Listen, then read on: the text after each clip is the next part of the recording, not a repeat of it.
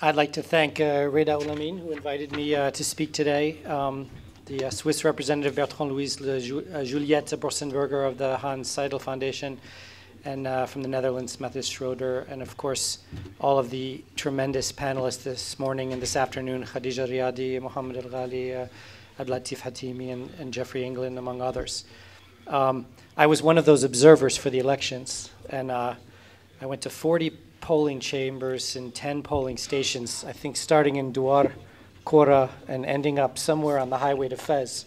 And I couldn't even find a petit taxi back, and I had to get a grand taxi. And it was the first time I understood Rabat. It was thanks to the elections I finally, Rabat made sense to me. And observed much of what Jeffrey was talking about. Crisis Group is new to Morocco.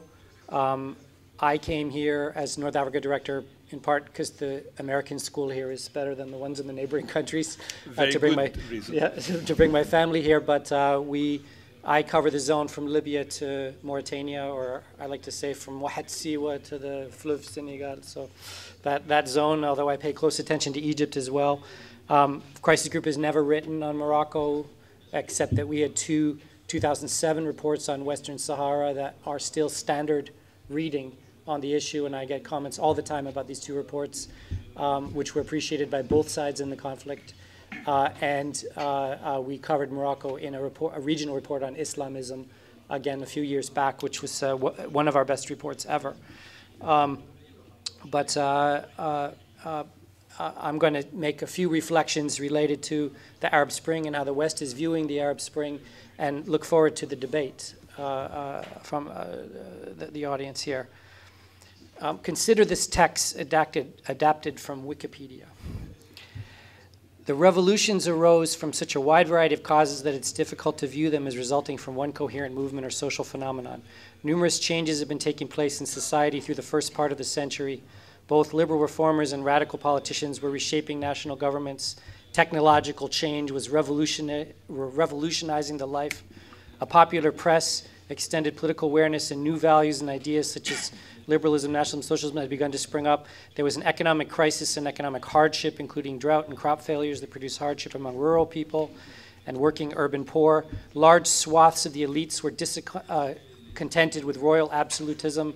Four factors were involved: the widespread dissatisfaction with political leadership, the demand for more participation in democracy, the social demands of the working classes, and finally the regrouping of reactionary forces based on royalty, aristocracy, and the army. Tens of thousands of people were killed and many more forced into exile. The only significant lasting reform was the abolition of an absolute monarchy in one country. Was this 1989, 1968, 1919? No, it was 1848, a world historical moment that most historians are now comparing to this Arab Spring for a number of reasons. It was called the Spring of Nations, or alternatively, the springtime of the people. And it spread to 50 nations, mostly in Europe. It was the first and only Europe-wide collapse of traditional authority, but within a year, reactionary forces had won out and the revolutions collapsed. The Communist Manifesto was published at this time in February 1848, and that led to another paper by Marx and Engels calling for changes that were in some ways in sync with and in some ways quite far from where the revolutions ended up. Professor John Owen from University of Virginia wrote a much discussed piece in the New York Times in January of this year called "Why Islamism is Winning," and spoke about the 1820 to 1850 period as very similar to the one we're in now. The revolutions of 1830 and 1848 were populist revolts that led to the installation of the best articulated and best organized political ideology of the previous generation. In this case, it was populist revolts that put in place a liberal set of governments. In this case, John Owen argued, it's a populist set of revolts that's bringing in an Islamist set of governments. Again, so the previous generation's better articulated and better organized discourse and movements of contestation, taking advantage of a revolutionary moment that's happening for other reasons. The result of these protests were constitutional monarchies. In Belgium, which still exists, the one in France, which ended with the revolution of 1848. But all of this to to let us think that, A, revolutions' consequences need not follow from the causes. Second, to quote Benedict Anderson, even revolutionaries inherit the wiring of the old state. Third, that even though countries may be very different, what happened in the Arab Spring and in the springtime of people in Europe is that the movements were brought together as an articulation of an old order against a new order, even though they didn't fully succeed. And then the quote I hope to leave you with, and I'll bring it up again at the end of the talk, a quote from William Faulkner, the Nobel Prize-winning writer. The past is not dead. In fact, it's not even past. One of the most surprising aspects of what I'm talking about in terms of the Islamist victory was what just happened to Adil Imam in Egypt, currently still under prosecution, although he was absolved from some charges for his movies that were against Islamism. And one of the ironies is the two films in the prosecution, one of them was Irhab o Kebab, which was a film I was already using in some of my speeches in the US and North America about the Arab Spring, because I thought it was a great metaphor for what the Arab Spring has created. For those of you that don't know the film Irhab o Kebab, basically an angry person takes over the Mugamma building in the center of Cairo. A weapon, when the police come to arrest him, falls in his hands, and he's taken over the Mugamma building. And the whole society rallies around him, and they're controlling the government in Tahrir Square, and they have a big discussion, like in the movie Big Chill, very revelatory of their innermost struggles and everything. And at the end, they can only decide to order out for kebabs. So they order out for kebabs, have a great meal, and at the end, they realize they've taken over the government, and they don't know what to do with the new power. And so they don't know what to do. So they decide to release the hostages. So they release the hostages into Tahrir Square, and the government storms the building, and there's no one there. And I think this is sort of one of the interesting things about times of revolution is you have these sort of ironies within ironies. A similar irony was the soundtrack of the Tunisian Revolution, El General, this rap song, where in the song, which came out in late December, early January, in the middle of the beginning of the Tunisian Revolution, the rapper predicts his own arrest and torture. Then the Tunisian government arrests and tortures him, and then release him into the middle of and this rap song becomes Rais al-Bled, becomes one of the soundtracks of the Tunisian Revolution, and it has a big impact on the Arab Spring. It was sung in Bahrain in the protests and elsewhere. So it's sort of ironies within ironies here of the cultural struggle as it lines up with the Arab Spring struggle. We are in what historians call a world historical moment, where history accelerates. And it's happening so quickly that we're missing a lot of it. The Arab Spring hit 18 countries in the Arab world. There were pretty much only two that weren't affected, the UAE and Qatar. And the Qatar played a huge role in the Arab Spring. So basically you're talking about UAE. One senior analyst from Council of Foreign Relations in Washington went to several of the countries and said, including Qatar, and he said, I met the one dissident in Qatar, and he said he was happy, but he could be happier. But other than that quip, I mean, Qatar and UAE was spared, but most of the countries were hit very hard in a way that in any other year, if what happened in any of the Arab countries happened alone, it would have been front page news on the scroll in the 24-hour news. We've been watching it constantly, but much of what happened in the Arab Spring we missed because it was drowned out by other more violent things happening in the Arab Spring. That said, this was, like the springtime of the peoples in 1848, violent. They talked about 10,000 dead in Europe in 1848. We're up at about 39,000 dead across the Arab world for the Arab Spring. 26,000 in Libya, pushing 9,000 in Syria, over 800 in Egypt, a couple hundred in Tunisia. I mean, this was not just civilian uprisings of people against states. This was a violent confrontation,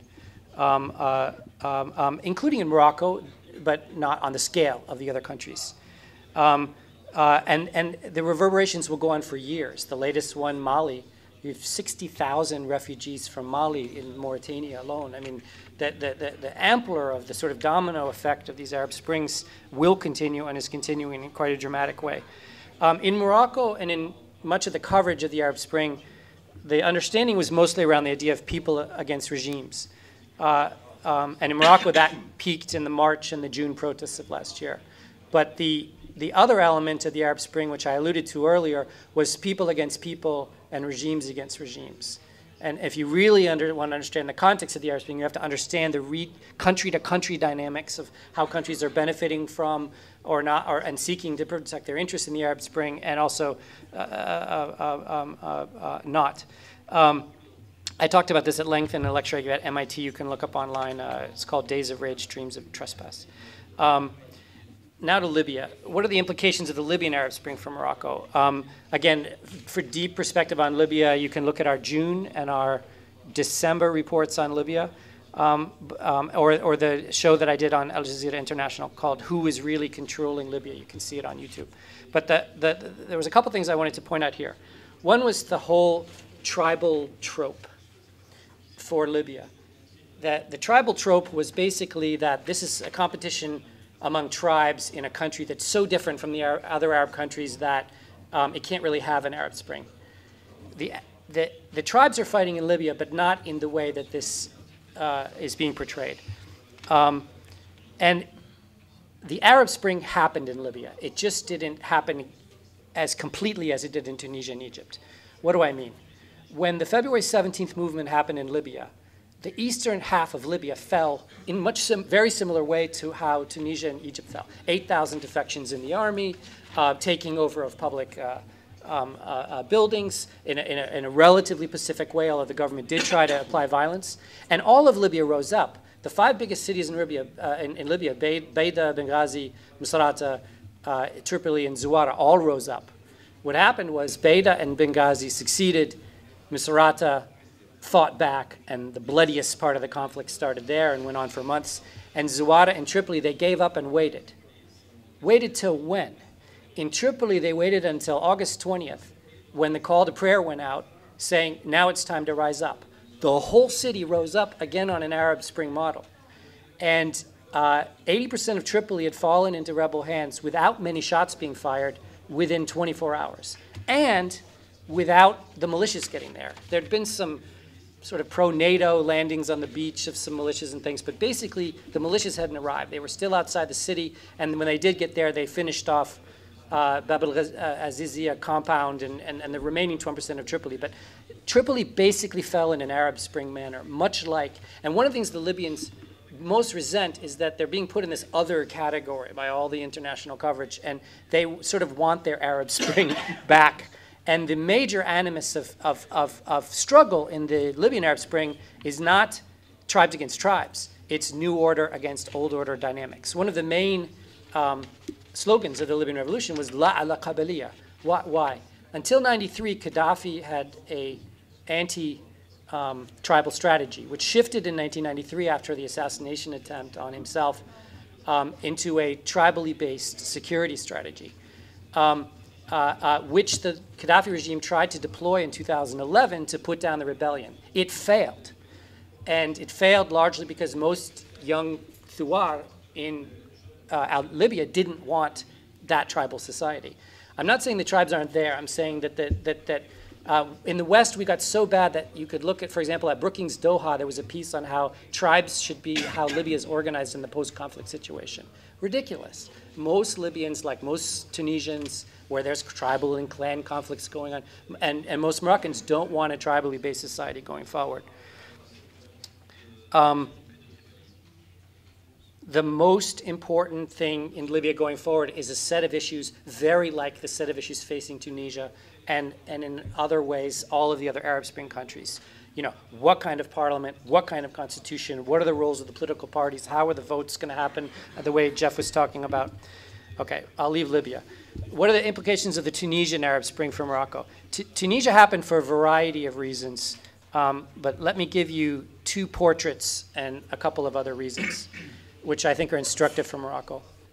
First of all, again, there were sort of 2 Arab Springs for Tunisia, to oversimplify. There was a rural, angrier, older, more male, more working class Arab Spring that started the whole thing.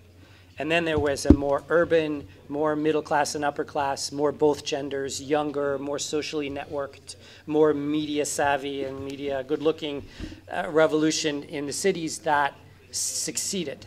In many ways, the first Arab Spring didn't finish, and the second Arab Spring got its objective, the departure of Ben Ali. And you can interpret the election results from October in many ways as the Arab Spring 1 against Arab Spring 2 vote.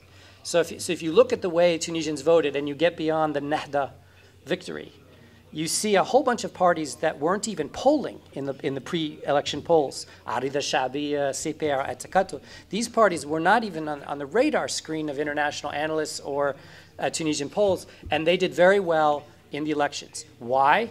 Because they were an anti-establishment vote. And they hadn't been bought off in various ways by the establishment of the regime the way UPL or PDP or these other parties. All that to say that in many ways, the Tunisian electorate, the Moroccan electorate that's spoiling the ballots, in many ways, this sort of alienated group, is sort of the same electorate that didn't vote Nahda and didn't want to vote for the PDP or the UPL or these Desturian and other parties in Tunisia. They wanted something else besides Islamists and besides establishment and voted that way and have been relatively disappointed. And there's increasing violence in Tunisia because of their disappointment. And we have a report coming out next Wednesday called Combating Impunity, Restoring Security on what went wrong in Tunisia. And I highly recommend you take a look at it. The big difference between the Tunisian elections and the Moroccan elections was the enthusiasm factor. And the best way to illustrate this, and dovetailing with Jeff's remarks, is 1.5 million Tunisians in a country of 11 million voted for Nahda. 1.2 million Moroccans in a country of 33 million voted for PJD. And think about that for a minute. Only 1.2 million Moroccans voted for PJD. So again, getting to the Western points, I'm going to make in my conclusion. The view in the West is Islamists are winning in a huge way, and the Moroccan population, like the Tunisian population, is Islamist and wants to move in that direction, but only 1.2 million Moroccans voted for PJD. Algeria, quickly. The Arab Spring is unraveling the consensus about what happened in Algeria in the 90s. And in many ways, the 88 to 92 period was the precursor to the Arab Spring. In many ways, the FIS was very like these parties that are winning these elections now. And a lot of our conventional wisdom about what happened in Algeria needs to be reviewed. One statistic to illustrate this, and I'll skip over my other Algeria remarks, but there were 10,000 deployments of riot police in Algeria in 2008, dropping to some 9,000 in 2010 against protesting crowds. Algeria is a society since 2005 with constant percolating protests, largely on economic and social grounds, that sort of never spills over and becomes too big, although it had a moment during the Arab Spring where it got quite big again and then shrunk again after a couple of days, largely because of war weariness in Algeria. But this is something to look out for in Morocco, because we're starting to have that kind of percolating regional unrest for economic and social reasons that's feeding into a lot of these things that were discussed this morning, that if that grows, Morocco, in my mind, starts to look more like Algeria, and that's not necessarily a good thing. Finally, some quick reflections about the West. The West has serious blinders about what's going on with this part of the world. Shibli Telhami from University of Maryland calls them prisms of pain. The prism of pain for Americans is 9/11. For Arabs, in his theory, it's the Palestinian conflict. For Jews, it's the Holocaust. He goes through all the, France has its own prisms of pain. But if you're going to understand any sort of country's view of what's going on in times of crisis, you have to understand the sort of filter through which they filter everything. And everything that happens in the Arab Spring is filtered through a 9/11 prism in the U.S. But there are other debates. The whole reform agenda of the Bush administration and then the Obama administration are back being discussed again, whether or not the Bush administration, as the neocons are claiming, caused the Arab Spring, whether or not Obama's Cairo speech had anything to do with it. And let me just say quickly that just like the past is present in the Arab world. The past is present in the Western world in a bad way. The West does not have clean hands in the whole reformist context. Let me make that very clear. And there's very little intelligent discussion going on in the West about those lack of clean hands when it comes to authoritarian regimes in this part of the world. One other thing to flag is the Egypt effect. When Egypt's doing well, the Arab Spring's doing well. When Egypt's not doing well, the Arab Spring's not doing well. It's another filter in the West. The debate about Islamism is back. Rejecting or accommodating moderate Islamists or not, that's back with a rage. The debate about monarchies versus republics is back. I heard it again in the hallway today. And the debate hasn't really advanced in the last 20 years. Debates about engagement and isolationism with the Muslim world are back. The clash thesis is back, Huntington's Clash of Civilizations. But I would argue, in conclusion, that the most important thing, both in the Arab world, in the context of the Arab Spring, and in how the West needs to rethink the Arab Spring, is understanding what I expressed in the Libyan case and talked about in the other cases, these old order versus new order dynamics, which are powerful and are going to stay with us for some years. It'll be hard for most of these governments to go back to the type of discourses and political ways that were before the Arab Spring. Thank you.